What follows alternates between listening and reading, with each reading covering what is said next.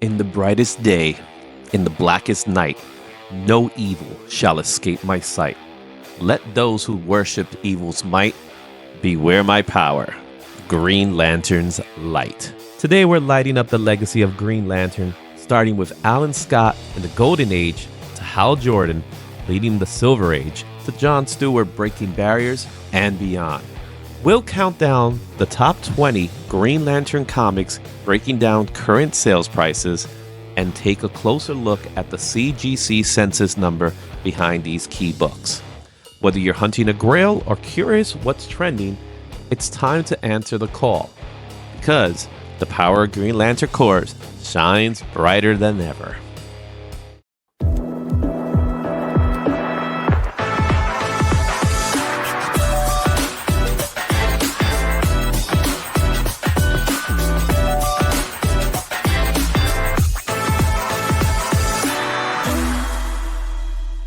This spotlight is brought to you by Global Comics, your gateway to thousands of comics anytime, anywhere. Want to explore the world of Green Lantern? Download Global Comics and start reading classic Green Lantern stories right now. And get 33% off a yearly subscription when you scan the QR code on the screen or click the link in the description. Big thanks to Global Comics for sponsoring this episode of Creator Spotlight. Yeah, it's Creator Spotlight with Paul from Sector 2815, and we are doing Go Collect's top 20 Green Lantern comics. Paul, when I contacted you and I was asking you what kind of spotlight you want to do, you're like, do what you want to do. And I was like, your pick. And I'm like, dude, I do it every week on my pick. And then it hit me. It's like, oh yeah, I got the Green Lantern guy. So we decided to go with Green Lantern. I send you the list. I send you a list of 30 comic books, and you pretty much agreed with me on pretty much everything. So we do have a good chunk of comics. We're going to go over 20 comics, but we're going to go over a little bit more than just 20 because we do have some honorable mentions as well. But before, by the way, this is a Mark Spears cover. Yes, it is. It is. And I was like, I was looking at it, I was like, this is perfect for it. So but before we even get to any of these books, why do you love Green Lantern? There was just something when I was growing up. It was, you had Superman obviously had superpowers. Batman had $1 billion. Green Lantern was someone. Yeah, he had the ring, but it was just all his will. It was all him as to how powerful he was. And I just love the idea of, he had a cool costume, I thought, with the green and everything. And he was, in outer space, and he had all these different people, and he had these little blue aliens that he reported to. It was just everything. The whole mythos just kind of spoke to me, and it was great. I just absolutely to this day, I absolutely love it. Yeah, I agree. I love Green Lantern myself. I like how, especially when it comes to the core, right? When it comes to the Green Lantern core, I like these different types of characters, how artists and writers become creative with the new versions of Green Lantern and things like that. And now we're at the point that we have so many that sometimes you like too many, to the point that even in the 90s are like, nah, we got to cut this out. It didn't last, but we'll talk about that later. So let's go ahead and talk first about the honorable mentions. We have 4 here, even though we do have a couple of more that you're going to see a little later. Talk to me a little bit about these honorable mentions, because we talked a little bit about all of them. What can you tell me a little bit about them? So the first one, the one with John Stewart on the cover, it's although that he's prominent there, that is mostly known for a pre-Watchmen Alan Moore, Dave Gibbons story where they created Mogo, who is a planet, Green Lantern, an entire planet. So that's kind of what that one is known for. Yeah. Final Crisis, Rage of the Red Lanterns, Atrocitus. One of the things that Jeff Johns did when he came in was he actually, I said this before, one of the beauties of Jeff Johns is he can take something and look at it and come up with something that in the end everyone goes, how did nobody think of this? It seems so obvious, you know? Yeah, it really And it's like, does. and here it was like, hey, you know what? You've got the green, and if green is will, well, green's not the only color in the world. Okay, there's all these other colors, and what do all these other colors mean? And so he created the color spectrum and the color core, And again, it's kind of like, how did nobody else think of this? It just seems like it's like right in front of everyone. The Green Lantern here, you have Larfreeze. He's the only Orange Lantern, but he can create other Orange Lanterns, Mhm. and it's all about lust and everything, and just creating things. And Cosmic Odyssey was a big in the John Stewart world because in the Cosmic Odyssey, through his error, the planet Xanth, an entire planet, is destroyed, and to this day, it's still impacting him. It still impacts him how he thinks and how he feels and what he does, and it's something that has come up over and over and over again. The guilt that he feels with that. So it was very important to John Stewart. Yeah, and with Cosmic Odyssey as well, being that there is a destruction of a planet with John Stewart, that affects that also seems to be a common theme with Green Lanterns because Hmm. Hal Jordan has something very similar happen to him in Hmm. one of the stories that we're going to talk about.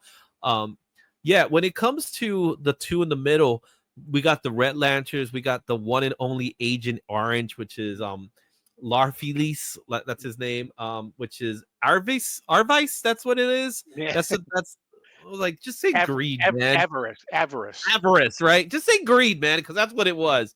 But I thought it was so funny because he's the only real one. And that's Right. the part that makes it so interesting. Obviously, you get the yellow lanterns, which was the first one, which was part of Sinestro. The pink lanterns, the blue lanterns, the white lantern, you name it. There's a colored lantern now. Now we even have alpha lanterns, which I don't know what that means. But why is it we haven't gotten fusion lanterns? I'm waiting for Fu- fusion lanterns. Fusion lanterns. Yeah, What do you mean fusion. by fusion lanterns? Fuchsia, the color fuchsia. Oh, fuchsia. Okay. Fuchsia. Well, we have violet. Um, Okay. so we have the Star Sapphire, which is violet, which is love, and Yeah. then we also have the pink You got lantern. blue is hope. Right. Yeah. So we Yeah. have let's see, Roy G. Biv. So you have White. red, orange, yellow, blue, orange, indigo, violet. Hmm. Yeah, indigo and violet. Hmm. Um, so we do kind of have. I mean, we don't have fuchsia because Yeah. he basically took the colors that make up the rainbow. The rainbow. Um, Yeah. so But I want that's to what he see a did. fuchsia one day, Right. and maybe brown. Give me Right. brown. And then he added black, which is the absence of all of those Yeah. powers, and he added the white, who was Kyle Rayner for a while, who Mhm. can basically take any power, any of the colors. So Mhm. A lot of good stuff, man, with that. All yeah. right, let's go in and let's kick it off with the very first book that we have to add in, and that's an All American Comics 16. Came out in 1940 for DC Comics. A high sale of a 4.0 is at $80,750. That was in May 26th of 2020. Last sale was that 80,000, and that seems to be the fair market value for it. However, what's really interesting is that the raw copies, there was a no grade for $74, which is amazing. I don't think that's an outlier to me, of course. I think this Yeah. book is well more than that. Oh yeah. But it does exist. Someone bought this for $74, which is a huge steal at whatever grade it's in. Um, it is the first appearance and the origin of Alan Scott, the Golden Age Green Lantern. There's 71 copies in the census. This is the very first Green Lantern. So, talk to me a little bit about Alan Scott. So Alan Scott was he was in Gotham City. He worked for radio, I believe, in Gotham City. But one of the things about Alan Scott is he was on a train. There was a train accident. He found this lantern that had he found a rock that was imbued with power and ended up becoming the Starheart later on in years. It was put into a lantern, and that's how he became the Green Lantern. His big thing in the 40s and the 50s when he was there is his ring could not affect wood. So that was his big thing. Now, one of the things about All American Comics itself is of all the comics in the golden age of Detective 27, Action Comics #1, whatever you want to call it, whatever you want to do. This is one of the rarest comics. It hardly ever Mm, comes up for sale. So I'm not surprised yeah. that it was, 5 years ago was the last time there was a sale on it, because it hardly ever comes up. Um, So that he one had. person that got it for $74, they were extremely lucky. Yeah, I'm thinking that's got to be maybe like a page or something on it, and It must have been with a something. no grade But or that's the something. number. Yeah, Yeah. yeah, yeah. He had his own oath, although he did recite the "In Blackest Day" and in Brightest Day and Blackest Night. He recited that once, and then he Mhm. dropped it. And then Julius Schwartz, who edited Hal Jordan's adventures, grabbed onto it and took it for Hal instead. Mm. All right, so there is that connection at least. Yeah. Yep. Besides the name, of course, but there is that connection. And Right. speaking of Green Lantern, Hal Jordan, let's go to that next one, which is Showcase 22. Came out in 1959. High sale of this book is $149,375, and that was in November of 2017. The last sale was in April for $999 at a point 0.5. The Raws we're going for. There's a Raws are going $600 seems to be the average for a fair or to poor. However, the graded copies are $2,393. There's 1,486 copies in the CGC census.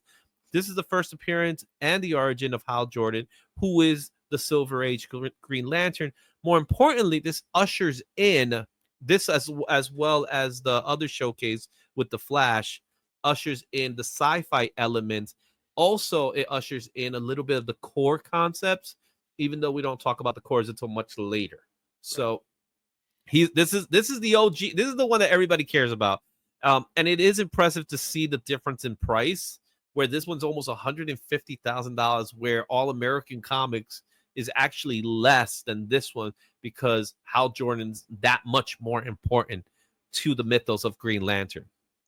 Yeah. You also, I mean, a 9 too. Mm-hmm. It is incredibly difficult to get any DC comics Yeah, from the 50s higher than almost than like a 6. They just yeah. don't exist for the most part, almost anywhere. Mm-hmm. Yeah. So that's the first one. We're going to be talking a lot about Hal. So let's go Yeah. to our next one here. And we're going to stick to Green Lantern #1. This came out in 1960. High sale of this book is $24,000 on 9.2, and that was September of 2022. The last sale of this book was $445 at a 2.5 in April. The fair market value for the Raws are 219 for fair, while the 5.0s are going for $1,254. There's currently 1,554 copies in the CGC census. This is the first issue of Green Lantern.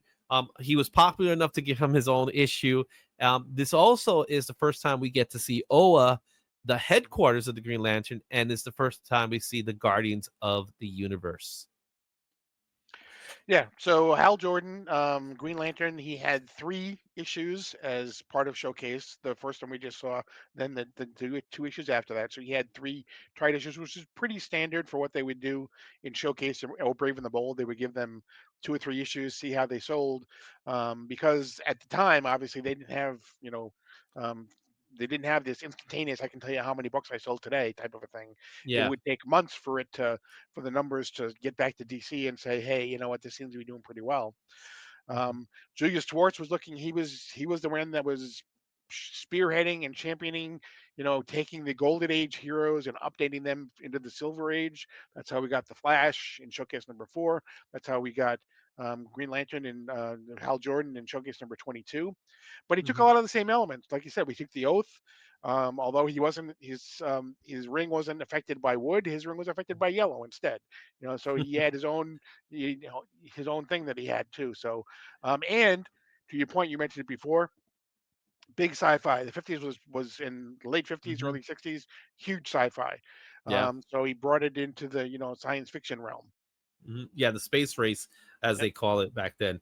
And I remember watching Big Bang Theory, and they said, so you could beat Green Lantern with a yellow pencil because it's made of wood and it's yellow. Right. But one of the things I really like about Hal Jordan's Green Lantern is the creativity that came from it, where that ring could pretty much do whatever you want it to do, Mhm. and it's bind by the bearer. So if the bearer is not creative, then the ring's not going to do what it needs to do. So you have to be a creative person. Mhm. Um, And I like how Hal Jordan wasn't like your typical superhero. It was all about his willpower, of course, why he was selected.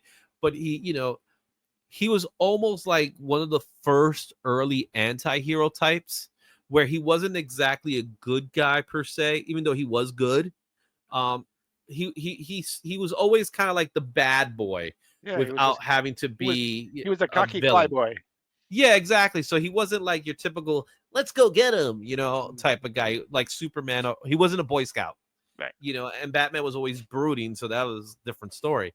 But he was like a good blend, a great character, worked really well. The costume itself, I always thought it was one of the best costumes, especially you got green and they made it work. So I really do enjoy that with Green Lantern. Um, Let's go in our next book, and that is Green Lantern number 7, Ooh. 1961. The high sale of this book was $7,170 at a 9.4, and that was in August of 2013. The last sale was $320 at a no grade in April. The Raws are going for $291, and that's in good condition. 4.5s are going for $473. The CGC sentence 1,065 comics are in the census, and this is the first appearance and the origin of Sinestro. Sinestro, would you say it's Green Lantern's greatest villain? Oh yeah, absolutely. Okay, so talk to me a little bit about Sinestro and why he's such a cool character. So Sinestro ended up, as we find out, through years and years of their history, whatever, we find out that Sinestro used to be a Green Lantern. And basically, what happened was he actually trained Hal Jordan, um, but then he got a little bit tired of taking orders from the Guardians, um, and by teaming up with the Weaponers of Cord, he ended up with the Yellow Ring, because yellow is the only thing that can work against a Green Lantern ring. So that is why he is the his best villain.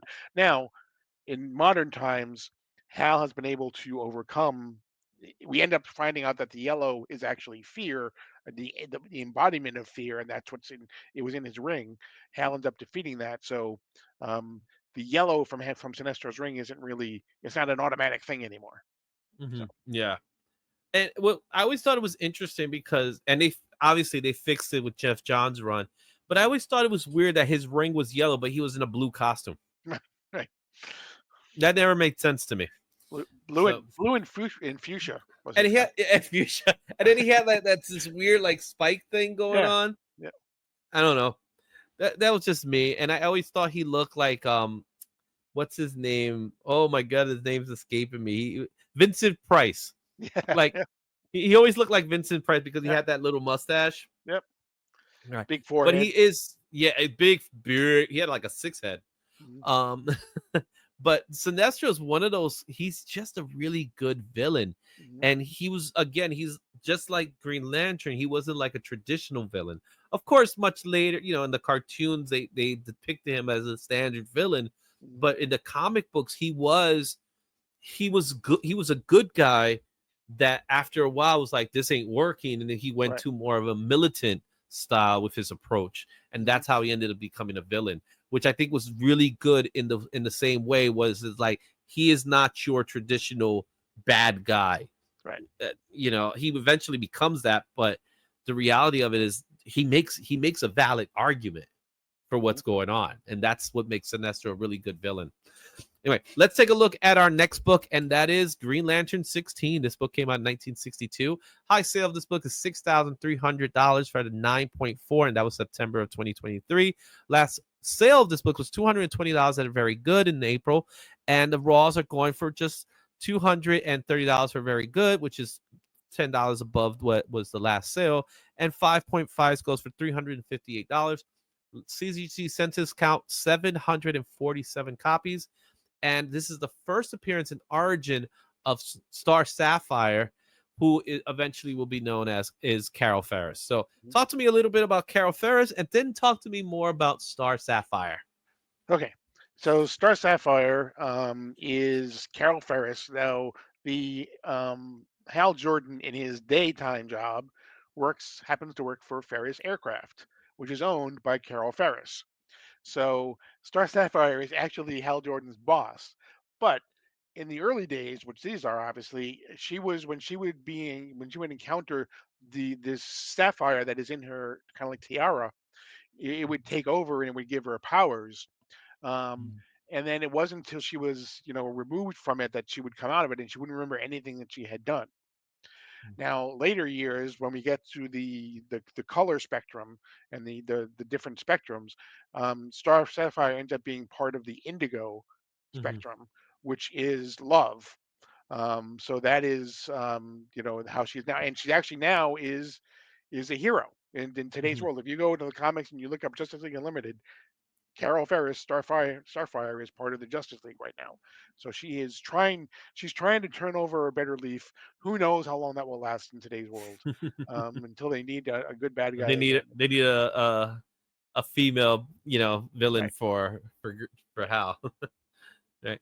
But it was always cool seeing again another character within Green Lantern's world, mhm, Hal's world, that got in the way of his Green Lantern job, right?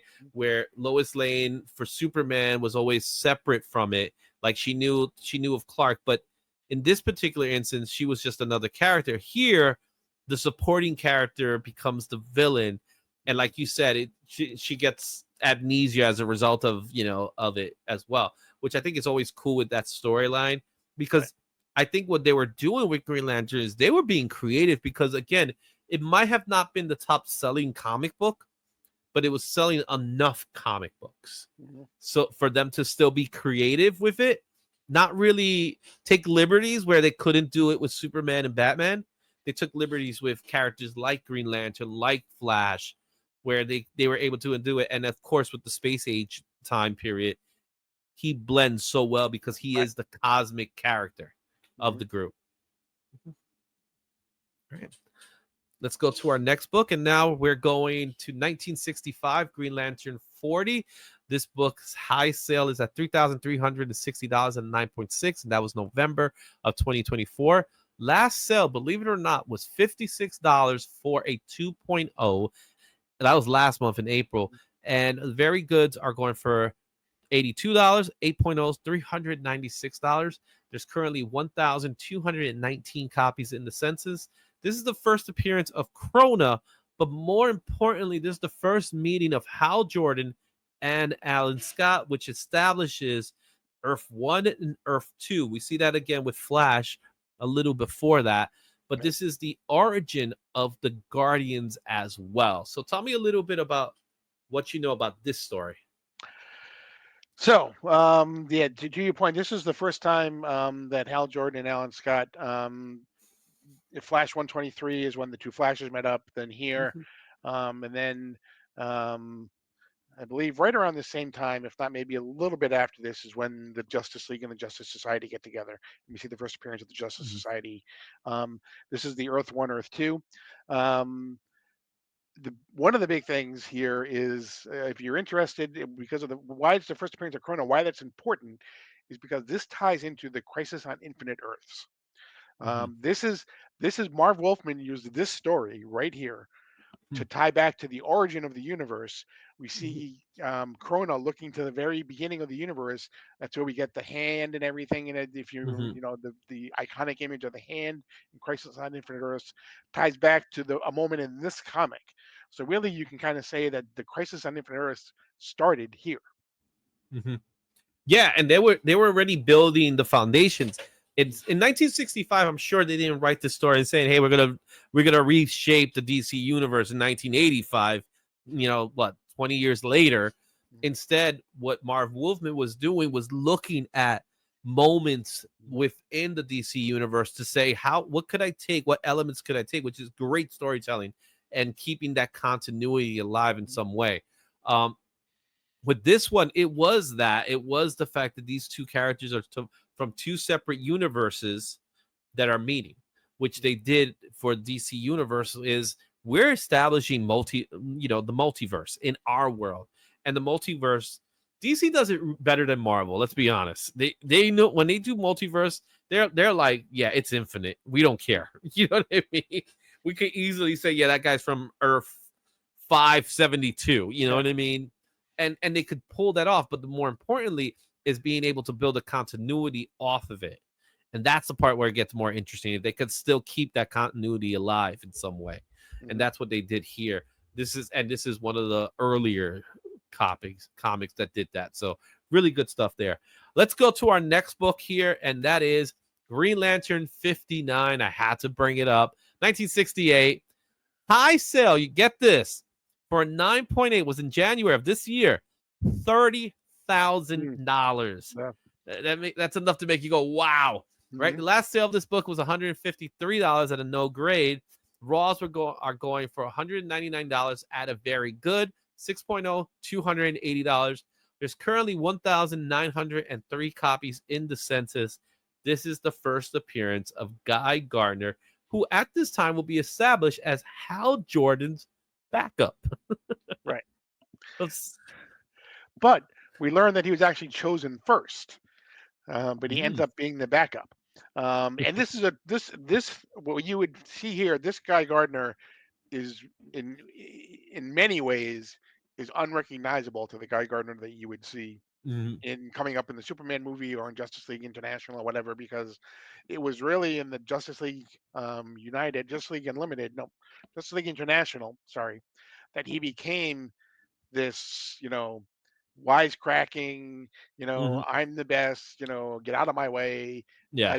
type of a character that has stuck with him up until Even today. now. Yeah. Yeah, but he was not that type, and he was kind of in many ways it was a one issue throwaway character, um, Mhm. that they did end up getting back to a little bit later on in the 70s and 80s, but it was he appeared here and then didn't appear for a long time after this. Yeah. But even with this cover makes you see that cockiness that he has Hmm. in the cover. Is like, get out of my way, it's me, you know. Right. Well, so he's always been that type of person in some way or another. They just rebuilt on the Kevin McGuire storyline. I don't even remember who. Keith Right.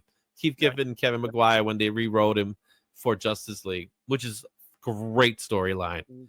Um, good stuff there. More, Let's say more, what's up to yeah. Go ahead. more known for being knocked out by Batman in one punch. Which is a great scene. I love going into that scene. Let's move on to our next book here, and that is Green Lantern 76. This book came out in 1970. High sale of this book is $20,400 at a 9.6, and that was November of 2022. Last sale of this book was $305 at a 5.5, and the raws are going for $247. Very good. The graded copies are 7.5s at $500. There's 2,987 copies in the census. This starts the socially relevant hard traveling heroes run with Green Arrow. It is the first appearance of Alpha Ala Aspa, which most people don't know who that is, but many people believe this is the first Bronze Age DC Comics where we decided to, Green Lantern, like I said before, it wasn't the top seller, so they wanted to put some pizzazz in it by adding Green Arrow to the mix. That way we can say, hey, let's just put our green characters together. Um, but this series by itself is tremendous. And it starts off with this issue with 76. Yeah. This is, I mean, if you watch Guess That Key, I mentioned every single episode that this is the beginning of the Bronze Age. It's widely recognized as that not only for DC, but the Bronze Age as a whole. Mhm, Um, Appa Ali Apsa is a guardian of the universe. He travels with basically what happens is you end up with Denny O'Neil and Neil Adams. This is their first issue together. Um, Denny O'Neil was known for and Neil Adams too was known for trying to do socially relevant stories, and so they took Green Arrow, who was kind of for the most part had not really been used in a lot of ways. They kind of spruced him up in Brave and the Bold a couple ways. They mhm, before they moved him over to this title, teamed up with Green Lantern, and there's a very famous scene where they're in like a black neighborhood, and there's a black man saying, you're always fighting for the purples and mhm, the yellows and everything. What was the last time you did anything for the colored people? And so that's it's that those three panels have been um reprinted multiple times. Yeah. And Green Arrow ends up being kind of the social conscience of the two, and so they decide to go along with the Guardian to go across the U.S. and just see what's going on out there because Green Arrow convinced Hal that he's been out in space too much, and he really, he doesn't really relate to anybody on Mhm. Earth anymore, even though Earth is the place that he's supposed to be protecting. Yeah. Yeah, and I know, with Neil Adams and Denny O'Neil, they did a lot of that, not just in Green Lantern comics, they did it with Batman. They tried with Wonder Woman. They had Yeah, their hearts were in the right place. It just didn't yeah. work. Well, the problem Um, with Wonder Woman, and Danielle will say it, the problem with Wonder Woman is that they took this female icon and took all of her power away. yeah, exactly. So of course, like, you see him like, yeah, we took the power away from the woman. Yeah, Yeah, it just goes to show you they didn't know how to write for right, a woman. That's what it shows. But I knew their hearts were in the right place. right. That's the idea. Um, but this one, I think, this specific series is probably the one has the most political, Mhm. stories relevance than everything else they did. Um, and it continued on because we go to our next book in this list. I didn't go over with the popular the drug issue. It's not on this list, even though it should be mentioned. Mhm. I don't remember what number it is. It is 85 or something like that. Yeah, The it's a two issue. There's a famous it's a two. cover with Yeah, Green Lantern basically Speedy. saying to Green Arrow, yeah, saying to Green Yeah, Arrow, you tell me all these problems wrong. This is your award, and you see yeah, Speedy basically shooting up heroin. yeah. So that's the drug story, which I didn't include it here because I felt like that was more about Speedy and Green Arrow, but as a Mhm. whole. But this one is definitely a Green Arrow part. Green Lantern 87, 1971, 9.8 is the high sale for $10,800, and that was January of this year. The last sale was 143 at a no grade. The Raws are going for $225. It's very good. 8.0 goes for $456. There's currently 2,580 copies in the census, and this is the first appearance of John Stewart, who is one of the early first black major superheroes in the DC universe. John Stewart, for many people, is their Green Arrow. I Oh mean, yeah, is their Green Lantern. and it Um, has to do with the Justice League Unlimited series, the cartoon. mhm, He was yeah, the Green Lantern that was there, and so a lot of mhm, kids grew up with him, and yeah. rightly so, have adopted him as their Green Lantern. Mhm. So, talk to me a little bit about John Stewart. So John Stewart, if you hear Neil Adams talk about it, John Stewart was basically his idea. Mhm, He thought that we needed to show some diversity in the Green Lantern Corps, and there's no better way to do that than to bring up and bring in what had not been seen, and to your point, in many ways before in any comics. I don't mhm. recall when Black Panther came in, but it was probably maybe a little bit Around, before this, maybe. yeah, a little before this Black Panther. So DC already started it off. I mean, Yeah, Marvel already kind of started off, but DC was already doing their thing as well. yeah, Um, and then we get, like Luke Cage was more like yep, 75 and yep. things like that. Black Then we got Lightning, I Black think, was Lightning was a little 75. bit, yeah, right. Yeah, but John Stewart was really one of the first one. He may, in fact, be the 1st. Hmm. Yeah, in Hmm. DC. So yeah, so it was a big deal. But then again, in a lot of ways, this was a one issue, and then he was done. You didn't see him for a long time again. Until Cosmic Odyssey, or maybe another um, 30, 40, 50 issues probably. Yeah. Wonder why? Because it was very clear that they were building on different Green Lantern characters. We see Guy Gardner, we see John Stewart. We're gonna see pretty soon some other characters. We mentioned the core, so Right, the core is brought up. It's been mentioned, but no one to this point we really haven't seen the core. We right. just know that they exist. And I think one of the reasons too why with both Guy Gardner and John Stewart I didn't see them is because at this time it was very much part of the core philosophy that there was only one Green Lantern to a planet or to a sector. Hmm. Yeah. And so, later on, we'll find out why there are so many Green Lanterns in Sector 2814. That's Hmm. many years down the road. Yeah. Um, but it was really kind of a tenet that there was one Green Lantern to a sector operating at any one time. Hmm. Awesome. Good stuff. Let's go on to our next book here, and that is All Star Squadron number 25. This was not in the original list, but I felt the need to add it in there. It came out in 1983 for DC Comics. High sale of this book is $425 and a 9.8. That was in June of 2022. The last sale of this book was $5. Would you believe that? At a very Mm, fine. Ross, it goes about $15. Very fine. $76 and 9.8. There's currently 410 copies in the census. This is the first appearance of Jade mhm, and Obsidian, all right, right. who are the twins of Golden Age Green Lantern Alan Scott and Rose Quinton, aka the Thorn. So this is some Green Lantern Mhm. goodness here. So talk to me about Jade and Obsidian. Yeah, so Jade has the power almost kind of like within her. So she's she works that way. But they were big in the All-Star Squadron. They were big in Infinity Incorporated as well. Yeah, So they, which is where Todd McFarlane first kind of got made a his name big break himself. for. Yeah, exactly. Jade would come back. She would appear a little bit later on with Kyle Rayner and things like that. She would appear in some of his stories as well. Um, Mhm. but yeah, she was. It was kind of cool. I mean, Green Lantern and Rose Kenton, aka Thorn, um, Green Lantern, Alan Scott, Alan Scott. Green Lantern has his whole history has taken another turn, but Yeah, he of still course. is the father of Jade and Obsidian. So, Mhm. and Obsidian is very important to the JSA going on right now. The JS story going on right now. Mhm. Yeah, it's really cool seeing that they're building upon these characters by building these characters here. So it's really cool there. All right, let's take a look at our next book, and that is Green Lantern Corps 201.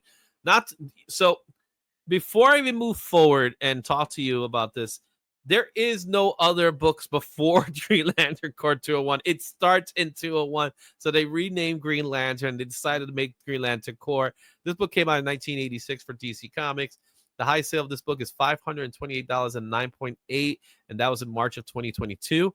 The last sale of this book was $38 at a very fine. That was just recently. Raws are going for $37 at a very fine. 9.8s are going for 162. There's currently 1,017 copies. This is the first appearance of the Green Lantern Corps, but more importantly, this is the first appearance of Kilowog, Hmm. which is the Corps' primary drill instructor. Hmm. Kilowog's one of my favorite characters. I love him. Everybody's a poser. Right, exactly. And this was Steve Englehart and Joe Staton. Steve Englehart really kind of threw the doors open, and he was the one who really pushed for the Green Lantern Corps. And he's the one who, okay, you know what? You've got 3,000 different sectors now. Let's see who's out there. Let's see who we can create. Um, and so he was really the kind of the mastermind behind this. So do you at this time was Green Lantern not performing so well, or they just wanted to blow up the core?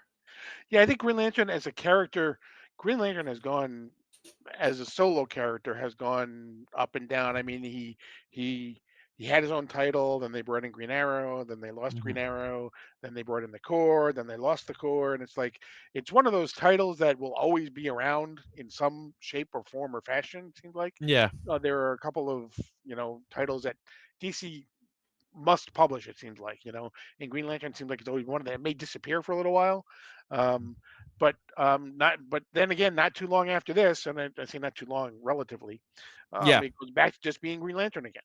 yeah. They brought back Green Lantern eventually. Yeah. Yeah, it's so weird to me. I like that this happened because we get to see the core because Hmm. it took them to 86 Right. from the 60s to 1986 to finally say, let's see these people.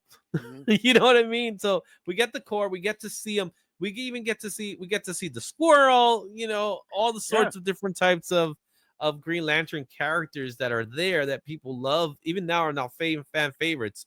So it's really cool to see that and good to see the story of the core. Yeah, Um, and other writers were also doing. I mean, Keith Giffen and J.M. Demandius, they created Nort right over in Justice Nort, League.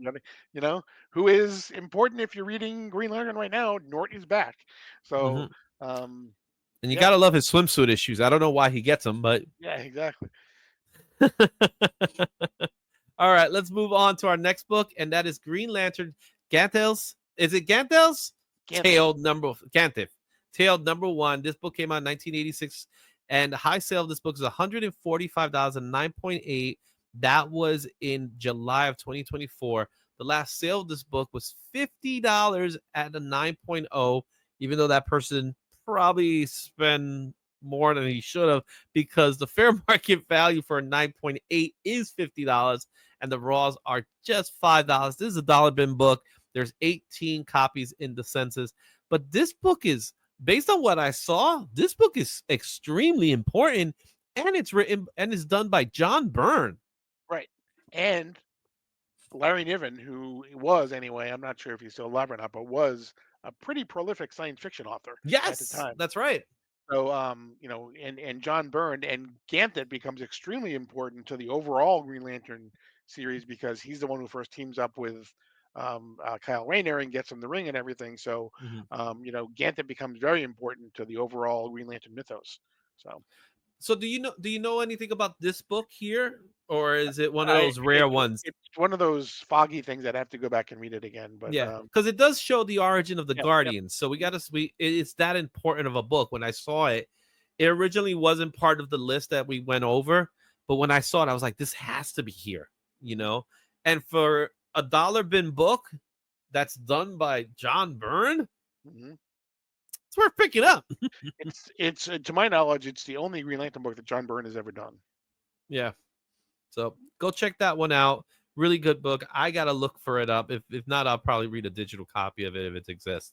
Let's take a look at our next book, and that is Green Lantern 48. This book came out in 1994, and the high sale of this book is $164 and 9.8. That was in February of 2022. Last sale of this book was $14 at a no grade. The raws are going for $24 for very fines. Graded copies are going for $97 and 9.8. There's currently 2,139 copies in the census. This is the first appearance of Kyle Rayner. Not However, Katsu, it's more like a cameo than right? anything. It is Hal Jordan falls to Parallax.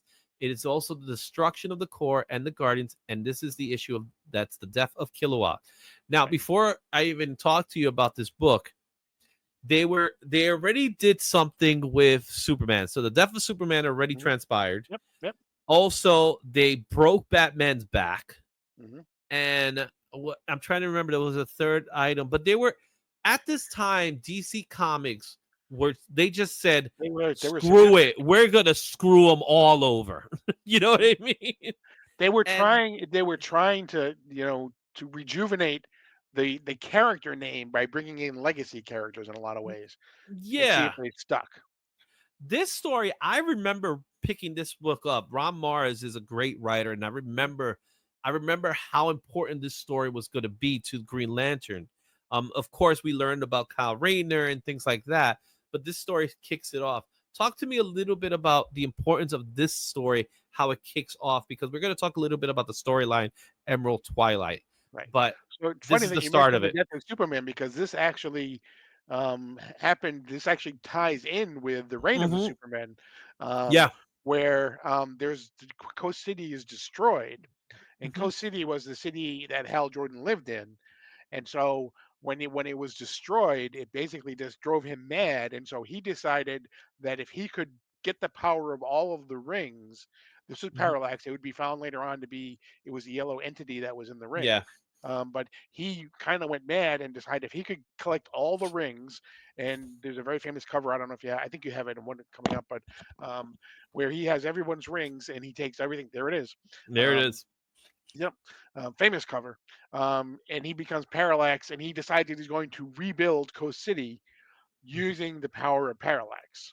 So he's going to bring Mhm. everybody back from the dead. Yeah. And I remember reading 49 because 48 was like him his breakdown, right? Yep. He's breaking out, but 49 is when it got real. You know hmm what I mean? Where he literally single-handedly took down the core just like one by one. They all went after him, and he was like, I'm taking you down, takes him down, takes the ring, takes the next guy down, takes the ring. And this image that we see here, this iconic cover, which is surprisingly very inexpensive. I didn't Yeah. go with the numbers on this one because it's not counting towards the top 20, but It is. Both of these books are so inexpensive. Like we're Mhm. talking about less than $25 each Yep. at high grades. So this story really took a toll, and it was like, yo, something's going on with Hal, even to the point that they're explaining why he has the white on his hair instead of just Mhm. aging, with, Mhm. like you said, the whole parallax storyline. Um, I remember reading it. I have my copies. I love reading the story. I like going back to the story, but it was definitely a big moment in Green Lantern history. It was a big moment in comic books. It was a sign that I think what DC was really trying to pull off is like, you know, we need to get rid of these Silver Age characters, like you said, the legacy characters, and we need to build new characters. Thus, Wally West is becoming the Flash. Right. So let's do something similar with Green Lantern, which introduces us to the new Green Lantern. And this one was very special because it's the all new Green Lantern with Green Lantern 51 that came out in 1994. High sale of this book's $149 and 9.8. That was in April of 2022. Last sale of this book was $85 for a 9.8. And that is the fair market value for the graded copies. This is a $9 book at the fair, very fine. 683 copies in the census. This is the first cover appearance Mhm. of the new Green Lantern, Kyle Rayner, who ends up becoming the sole Green Lantern, or as they call it, the Torch Bearer. Um, Mhm. this was, I guess you could say, the modern age Green Lantern. That was kind of their approach to it. We always knew that Hal was going to come back in some fashion, Mhm. um, and it took them a while before they finally get there. But did you like Hal Rayner? Because I personally liked him a lot. Because he was an artist. That's why you liked him. Uh, Yeah, maybe. I love Kyle Rayner. I mean, I like all of them, but I Mhm. love Kyle Rayner. It's unfortunate in a lot of ways because many people remember this part of the Green Lantern series um, as being the woman in a refrigerator portion Yep, Phrygian. of, yeah, exactly, of Plot a point. exactly. Um, but to your point, we had Kyle Rayner, we had Wally West, we had Connor Hawk in Green Hmm. Arrow. We Yeah, had Azrael was ended up being Batman. Batman for a while. We had four Supermen. Mhm. Was one of them going to be the Superman in the end? So they were really trying to move these legacy characters through and see what, if any of them, ended up sticking. And Kyle Rayner lasted a while, a good 100 issues, so maybe a little bit less than that, but he lasted a good time. So, Yeah. but yeah, I liked him because one of the reasons I did like him was because he was an artist, and so it kind of that just like John Stewart was an architect, that informed what he made with his ring. Hmm. The same thing Yeah. with Kyle Rayner as an artist, that informed what he created, his constructs. Mhm. Yeah, and with Kyle Rayner, I think what was really cool is he had no idea what he was doing. Right. And even with the part with like charging the ring, he didn't know he had to charge the ring. It took him some time before he found this stuff out, and he will learn more how to. So this is a Green Lantern with no help, none. Where Hal did get the help, he didn't, and he was not chosen as much as the rest of them were.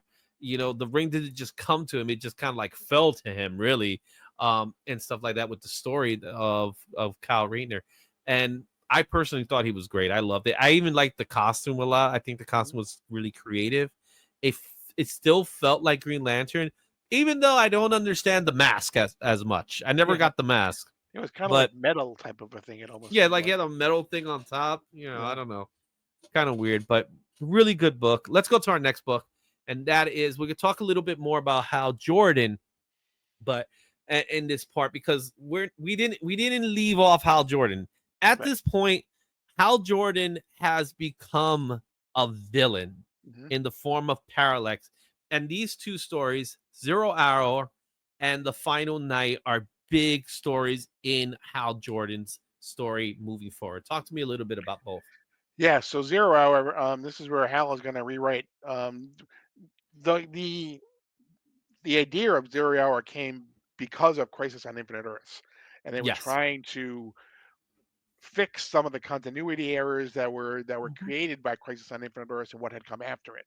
So every once in a while, they would do these type of things where they would crossover play events with to time and rebuild. yeah, where they would play with time and things like that to try to fix things.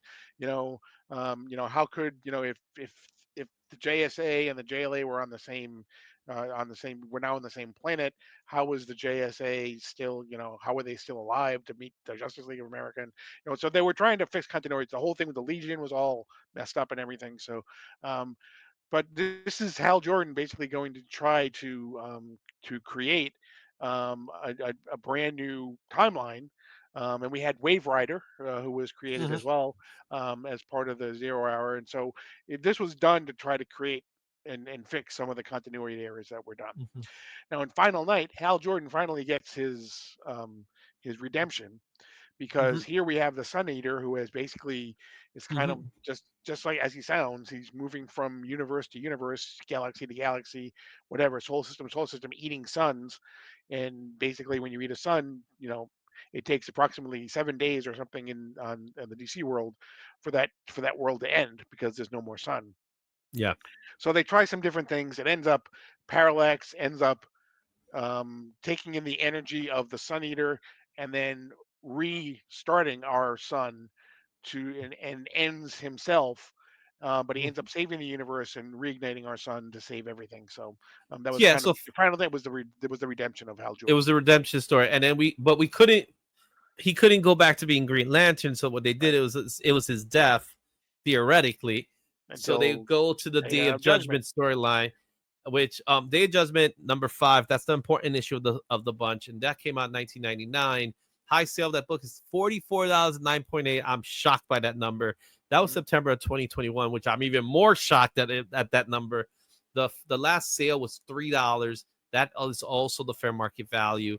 9.8, $85. So it's actually worth more now. There's Mhm. only 10 copies in the census. But with that redemption story, first appearance of Hal Jordan as the Spectre, Right. Hal Jordan sold bonds with the Spectre's entity seeking atonement. Mhm. So this was very controversial. Like people Yeah. were like, we still want Hal, and what people really want was Hal as Green Lantern. They want him Mhm. back as Green Lantern, and it had nothing to do with Kyle. It had everything to do with because they want Hal to be a good guy.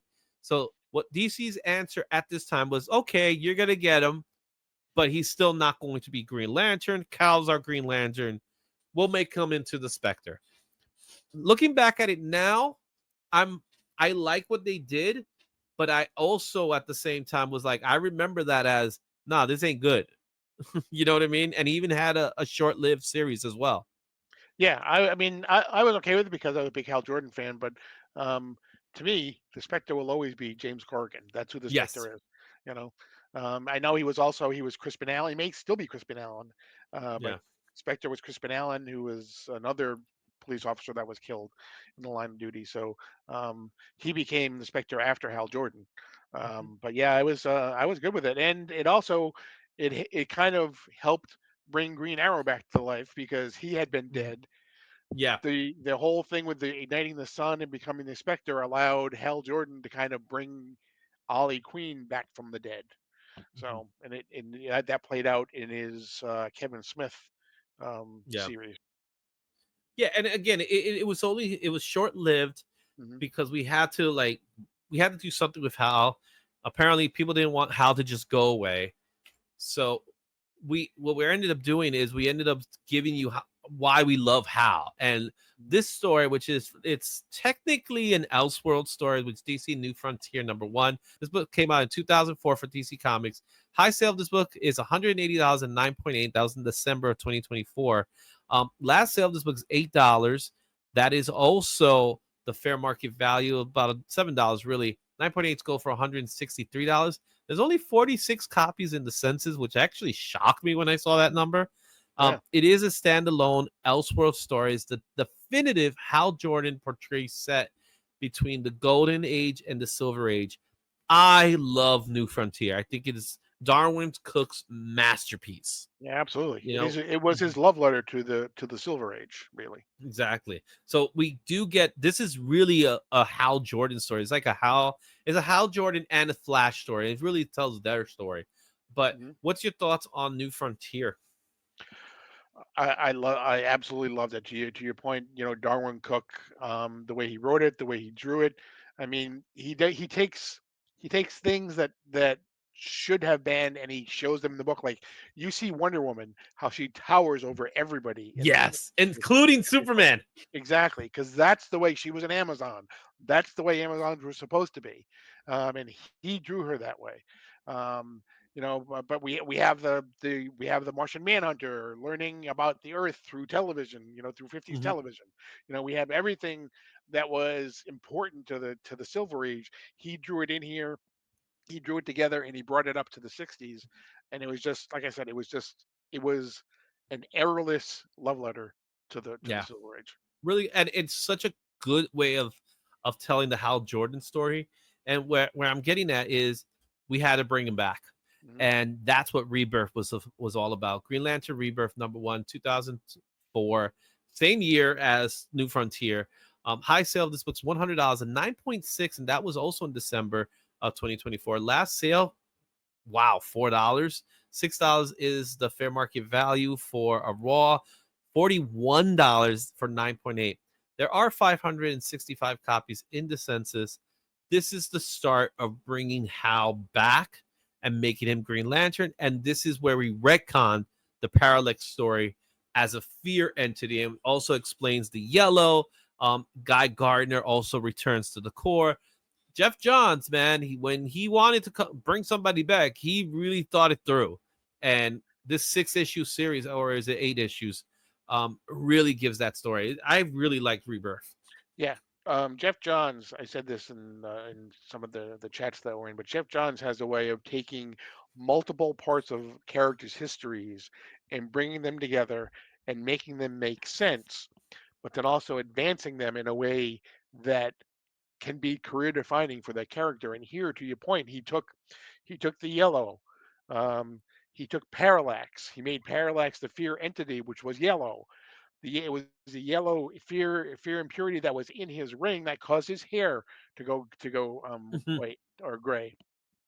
Once he was able to purge that that fear entity, his hair went back to its regular color. He was no longer the Spectre. He was now Green Lantern. There was a companion series to this at the same time called Green Mhm, Lantern Corps Rebirth. Um, mhm. and so, it brought back everything. And this was really where Jeff Johns started with, okay, you know what? Why do we just have green? He kind of was laying the groundwork here with, why do we just have green? Yeah, and it was a slow transition too. It Right. wasn't like poof, poof, poof, poof. Even though if after a while you look at it and then eventually became that, but with the stories that we're getting, Jeff John is telling, and this at this time, Jeff John couldn't do anything wrong. Right. He also did Flash Rebirth Hmm. with Ethan Van Sciver as well, doing the pencils, and it was just him rebuilding the DC universe, really, Hmm. where at this same time, Bendis was doing it for Marvel, Jeff Johns was doing it for DC.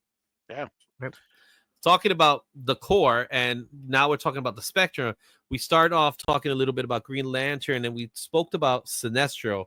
Sinestro Core Special #1, which came out in 2007, has a high sale of $150 and 9.8. That was in January of 2020.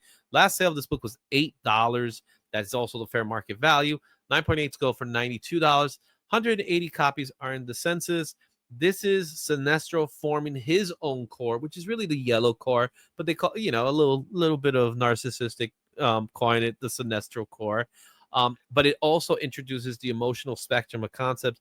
We get a ton of first appearances in the story, and I have to say that cover is so graphic Yeah. for what it shows. I'm Yep. amazed that it came They're out. all they're all impaled.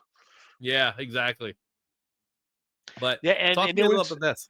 this was one of the things Jeff Johns loved to do in his books was he loved to sprinkle at the very end of certain tales. He loved to sprinkle these little epilogues that would have like just 1 or 2 pages and would show things that would be coming up later in his run, Mhm. and maybe not right away. And that's Foreshadowing. and exactly, and that's where we see, I believe, what's in this issue, at the end where there's a two-page spread where we see all the different colored lanterns there, and that's when we first see the emotional spectrum, and we see, all of these characters, finally, with all the different color lanterns. And he says basically, and it'll say, like, coming in the fall or coming next year. It was always, a kind of a tease to what was Yeah. coming up overall in his story. And he had other things he did. That he retold the secret origin of Hal Jordan again. He did all these type of things. And Mhm. this is where the first work, I believe, he did with Ivan Reis as well. And now they're Yeah. both over in Ghost Machine. But this was in the Green Mhm. Lantern Corps. In the Green Lantern story, Mhm. the title proper was where he first teamed with Ivan Reis. Yeah, and in this, I remember reading this issue because I read this issue, and I remember it also had multiple printings. That it was very popular at its time. Um, I remember reading this issue, and in the issue, you see the rings selecting Mhm, all the characters, and one of the rings selected Batman. mhm, And that scene was like, oh yeah, Batman. It's perfect. Batman will be perfect to be a Yellow Lantern, right? Because he mhm. is the embodiment of fear. That's Right, the whole purpose. And he disregarded the ring. The ring decided to go somewhere else, right. um, which is really cool. I also like that they used Superboy Prime as Mhm, a Yellow Lantern, so he became one. They yep, took characters from the past that we knew and say you're gonna be a Yellow Lantern, and that's what was cool about this story.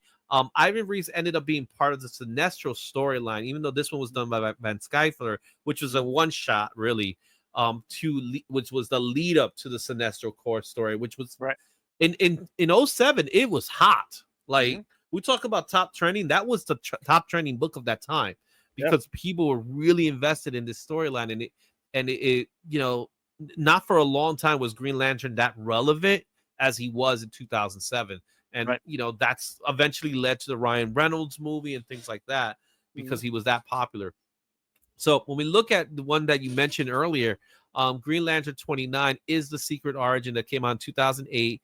This is not an expensive book. $32 at a 9.6 was the last high sale, and that was in July of 2021. This is $3 book, guys. Graded copy, $32 for 9.6. There's only 8 in the census, and this is that origin story. Which what he was doing here is that he did that origin in the traditional sense, but he included the new elements as if it was a new version of Green Lantern. So you talked a little bit about this. Reese is doing the art here, but John is really taking this mythos of Green Lanterns, kind of like modernizing it. mhm. If that means anything. Yeah, one of the things you can see it here. One of the things that I really like too, and the Ethan Van Sciver did it, was he was the one that first came up with that. Beside over his white and green, that's a part of his costume. He would have an illuminated Mhm, lantern as well, and that mhm, was really kind of cool the way that he did that. It was just kind of a neat touch that no one had ever done before. So yeah, it's really cool. It's a good story, so it's yeah. worth checking out. Again, dollar bin book, man. I said it earlier. A lot of these books are very inexpensive. Whenever we do these spotlights, Mhm. you'd be surprised how inexpensive many of these books really are. Mhm. All right, let's take a look at our next one, and that is The Blackest Night. I believe this is the last actual comic book that we're going to go over. But Blackest Night number one, 2009. High sale of this book's $150 and 9.8. That was May of 2023. Last sale of this book was $4. Fair market value of this book is $5. Graded copies are going for $130, 9.8, 164 copies in the census, and this is the full introduction of the Black Lantern Corps. We talked a little bit about the other motions, but then we get the story of the Black Lanterns led by the Hand, who The Black at that Hand. time, the Black Hand, he was kind of like a C-list villain. Um, but man, this story was nuts. It really was. Um, And this was, I think, in many ways, this was Jeff Johns and Ivan Reis's magnum opus, Blackest Lantern, for Green Lantern Mhm, anyway. They would go on, like I said, they did Aquaman after this, then they did Justice League together, and now they're both mhm, on Hyde Park over in Ghost Machine. But mhm, um, it was it brought back um, it brought back characters that had been dead for a long time. In fact, it even brought back comic books that had been dead. Like Hmm. we had a new issue of Starman, we had a new issue of Phantom Stranger, we had all these new issues, just one issue, but it continued the numbering of the original issues. Hmm. Um, and then we had some 3 issue miniseries as well. It tied into everything it had. It was so well crafted and so well drawn. And I actually have a page, an original art page from the series by Ivan Oh, Reese. cool. Yeah, that's Hmm. one of my Yeah. things that I. But yeah, it was just, and then it that led into Brightest Day, and Hmm. it was just it was cool. Yeah, it was really cool, especially since the Oath and Black is Night. It was just one of those things. Like Jeff was like, you know what? Let's. When is this Black is Night supposed to happen? Well, there it is. It's Now supposed it's to be there. happening. Yep. That was the whole point behind it. Something very simple, like as an oath that no one really people took for granted as far as what it meant. Yeah, it was a And throwaway line that Alan Moore had written in one of the exactly. Tales of the Green Lantern cover.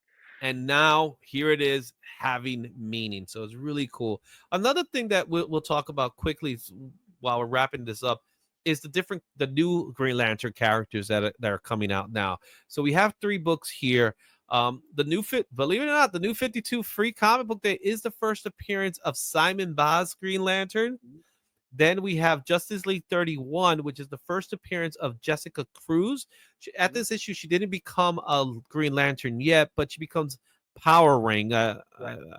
so which eventually leads to her being a Green Lantern. And then finally, our last book here is, I believe, Sojourner, Yeah, Joe with Mullen. yeah, exactly, with Far Sector. Talk to me a little bit about these new lanterns that are leading the way for the Green Lantern Corps. So Simon Baz was a pet project of Jeff Johns. He grew up in Detroit, which is where Jeff Johns grew up. He was Muslim, which Jeff Johns wanted him to be Muslim. He carried a gun, but he was basically created in the slums of Detroit and everything, and that's kind of where he got his idea for, and that's where he got Simon Baz. Um, Power Ring calls back to um, the Power Ring from the Injustice League from one of the alternate Earths, Earth 3, I believe it is. Mhm. Um, but um, because they're the opposite, originally it was all Jessica Cruz had was fear. Even though she had the Power Ring, all she had was fear. And so she really had to overcome fear because that was who she was. Mhm. And Far Sector was done as she's actually now Joe Mullen is kind of leading. Well, they have Al Jordan and John Stewart as well, but right now is kind of leading the Absolute Green Lantern story. Yeah. But Far Sector was done by NK. Can't think of her name now. But anyway, again, another science fiction author, famous for science fiction. Um, and she basically, it was kind of like a murder mystery in a lot of ways.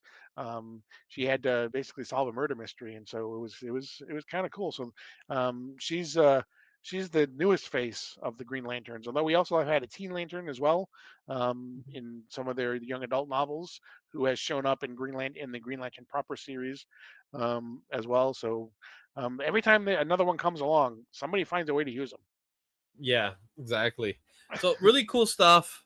Awesome stuff. I love Jessica Cruz because she's a Green Lantern that's Hispanic. Of course, how could you not be with a name like Jessica Cruz? Right. I thought that was really cool that they threw in that as well. Guys, what are your thoughts on this list? Like I said, top 20-ish Green Lantern comics. I hope it did you justice. I hope we get as many books as you guys wanted to see, learn a little bit more about the mythos. I have a great guy in Paul who knows so much about Green Lanterns. I thought it was a perfect opportunity to take advantage of it. Let me know in the comments which Green Lantern is your favorite. Also, tell me which books you would like to have from this list and you're still seeking, or you didn't know something about it. I like to know. Make sure you hit that like and subscribe. Thanks for watching. Don't forget to like, comment, and subscribe for more comic content. Check out these other videos for even more insight, and I'll see you at the next one.